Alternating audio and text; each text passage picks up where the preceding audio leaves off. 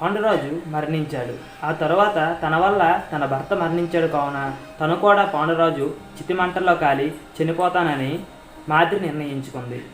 మాద్రి చెప్పింది కుంతీదేవితో, నా కుమారుల్ని కూడా నీ కుమారుల చాలా చక్కగా జాగ్రత్తగా చూసుకోమని చెప్పి పాండురాజు చితిమంటల్లో కాలి మాద్రి చనిపోయింది. ఆ తర్వాత కుంతీదేవి హస్తినాపురానికి బయలుదేరింది.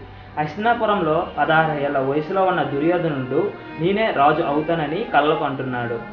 అప్పట్లో పాండురాజు అడవుల్లోకి వెళ్ళిపోయాడు. అప్పుడు ధృతరాష్ట్రుడు ఇక్కడ ఈ రాజ్యానికి నేను నా పిల్లలే పరిపాలిస్తామని ఆ తరువాత దుర్యోధనుడు హస్తినాపుర రాజ్యానికి నేనే రాజు అవుతానని చాలా ఆశతో ఎదురు చూస్తూ ఉన్నాడు, కలలకు అంటూ ఉన్నాడు. అప్పుడు ఆ రాజ్యంలోని ప్రజలు చాలా ఆనందంగా గోలగోల చేస్తున్నారు. అది ఏంటని చూస్తే అక్కడికి కుంతీదేవి మరియు పాండవులు హస్తినాపుర రాజ్యంలో అడుగుపెట్టారు. అందువలన ప్రజలు ఆనందోత్సవాలతో సంబరాలు జరుపుకుంటున్నారు. అక్కడ ఉన్న ప్రజలు ఆనందోత్సవాలతో పాండవుల్ని స్వాగతించారు. ఎందుకంటే పాండురాజు హస్తినాపుర రాజ్యాన్ని చాలా చక్కగా ఎటువంటి లోటుపాట్లు లేకుండా చూసుకున్నాడు. మీకు తెలిసిందే కదా, ధృతరాష్ట్రుడు రాజు అయినప్పటికీ పాండురాజు ఆ రాజ్యాన్ని పరిపాలించేవాడు. పూర్వపు వైభవం తీసుకురావడానికి పాండురాజు కుమారులు రాజ్యంలో రాజు అయితే ధర్మంగా నీతిగా పరిపాలిస్తారని అక్కడ ఉన్న ప్రజలు అనుకున్నారు. అప్పుడు మొదలైంది దుర్యోధన మనసులో ద్వేషం, అసూయ గుణాలు. ఎందుకంటే ఈ సింహాసనానికి ఇప్పుడు కొత్తగా పోటీ వచ్చారనే భయం దుర్యోధన మనసులో మొదలయ్యింది. మనం ముందుగా తెలుసుకున్నది ఇప్పటి వరకు జస్ట్ మహాభారతంలో ఇంట్రడక్షన్ మాత్రమే. కానీ ఇప్పుడు మొదలవుతుంది అసలైన మహాభారతం కథ.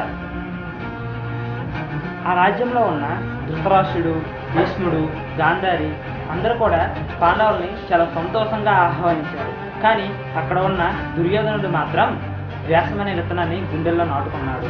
అక్కడ పాండవులు తమకు నచ్చిన వంటకాలను చేయించుకుంటూ చాలా చక్కగా ఆనందంగా తింటూ ఉన్నారు. వాళ్ళు మొహంలో చిరునవ్వు ఎప్పటికీ పోవడం లేదు. అది చూసి దుర్యోధనుడు చాలా అసూయతో రగిలిపోతూ ఉన్నాడు. దుర్యోధనుడికి ముఖ్యంగా భీముడి దుక్కు చూసినప్పుడు చాలా అసూయగా ఉండేది. ఎందుకంటే అందరూ కూడా భీముడిని పొగడటం మొదలుపెట్టారు. భీముడు చూడడానికి చాలా బలంగా ఉంటాడు. అందువలన అందరూ భీముడిని మెచ్చుకుంటూ ఉన్నారు. అప్పటి వరకు దుర్యోధనుడిని మల్ల యుద్ధంలో ఎవరూ ఓడించలేదు.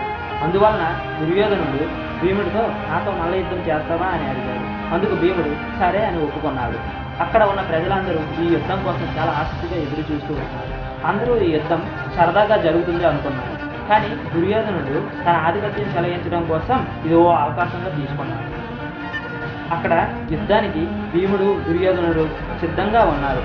దుర్యోధనుడు భీముడితో, భీమ, ఈ యుద్ధంలో ఇప్పటివరకు నాకు ఎవ్వరూ ఓడించలేదు అని చెప్పాడు. అలా చెప్పాడో లేదో భీముడు దుర్యోధనుని రికాళ్ళు పైకి లేపి ఎడమవైపు కుడివైపు, ఎడమవైపు కుడివైపు గట్టిగా కొట్టి కిందకు విసిరేశాడు. ఆ తర్వాత దుర్యోధనుడు స్పృహ కోల్పోయి కింద పడిపోయాడు. ఆ యుద్ధంలో భీముడు గెలిచాడు. అక్కడ ఉన్న వారందరూ కూడా భీముడికి అభిమానులుగా మారిపోయారు. అక్కడ దుర్యోధనుడు లేచి పక్కకు వెళ్ళిపోయాడు. అతన్ని ఎవరూ పట్టించుకోవడం లేదు. చాలా బాధగా ఉన్నాడు. అప్పుడు వెనుక నుండి అతనికి ఓ చేయి తాకింది. అది ఎవరిదో కాదు, శకునిది. అప్పటి వరకు శకుని ఆ సమయం కోసం ఎదురు చూస్తూ ఉన్నాడు. ఎందుకంటే అతను భీష్ముడిపై పగ తీర్చుకోవడానికి ఇదే సరైన సమయం అని ఎదురు చూస్తూ ఉన్నాడు. భీష్ముడి యొక్క కుటుంబం, రాజ్యం నాశనం చేయడం కోసం శకుని చాలా సంవత్సరాలుగా ఎదురు చూస్తూ ఉన్నాడు. ఇదే మంచి సమయం అని చెప్పి శకుని దుర్యోధనుని ఎంచుకున్నాడు. ఇక్కడ శకుని అండబలంతో కాకుండా బుద్ధిబలంతో నాశనం చేయాలని చూస్తున్నాడు. ఇక్కడ పాండవులు తెలివైన వాళ్ళే, దుర్యోధనుడు కూడా తెలివైన వాడే. కానీ పాండవులు ఆలోచనతో ఏదైనా చేస్తారు. కానీ దుర్యోధనుడు ఆవేశపరుడు. అందువలన దుర్యోధనునికి సపోర్టుగా శకుని నిలిచాడు. ఇక్కడ ఎప్పుడు శకుని పాండవుల పక్షాన నిలిచి పాండవులే గెలవాలని చూసేవాడు. కానీ దుర్యోధనుడి దగ్గర ఉండి దుర్యోధనుడికి సపోర్టుగా ఉన్నట్టు నటించేవాడు.